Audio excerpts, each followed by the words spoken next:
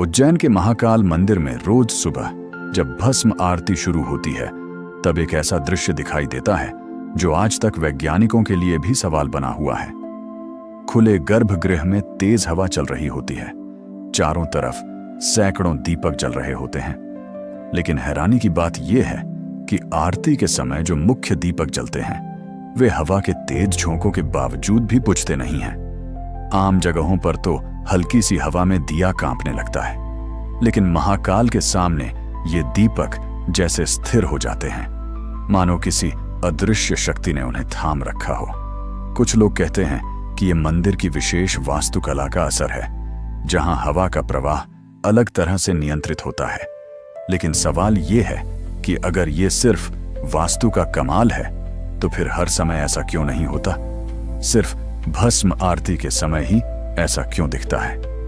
वहीं साधु संतों का मानना है कि भस्म आरती कोई साधारण पूजा नहीं, बल्कि यह साक्षात काल के स्वामी को जगाने की प्रक्रिया है। और उस समय गर्भगृह में ऊर्जा इतनी तीव्र हो जाती है कि प्रकृति के नियम भी बदल से जाते हैं। कई श्रद्धालुओं ने यह भी अनुभव किया है कि आरती के दौरान वातावरण अचानक शांत हो जाता है।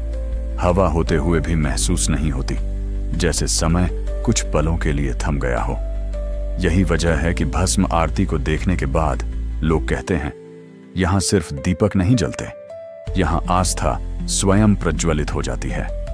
और शायद यही कारण है कि महाकाल के सामने अग्नि भी उनके आदेश में रहती है। उज्जैन के श्री महाकालेश्वर मंदिर में होने वाली भस्म आरती दुनिया की सबसे अनोखी और रहस्यमयी आरती मानी जाती है, लेकिन बहुत कम लोग जानते हैं कि इसमें इस्तेमाल होने वाली भस्म आखिर आती कहां से है। प्राचीन मान्यताओं के अनुसार यह भस्म श्मशान से लाई जाती थी, क्योंकि भगवान शिव को वैराग्य और संहार के देवता माना जाता है और श्मशान उनकी प्रिय स्थली है। इसलिए भस्म आरती के माध्यम से जीवन की नश्वरता का बोध कराया जाता है।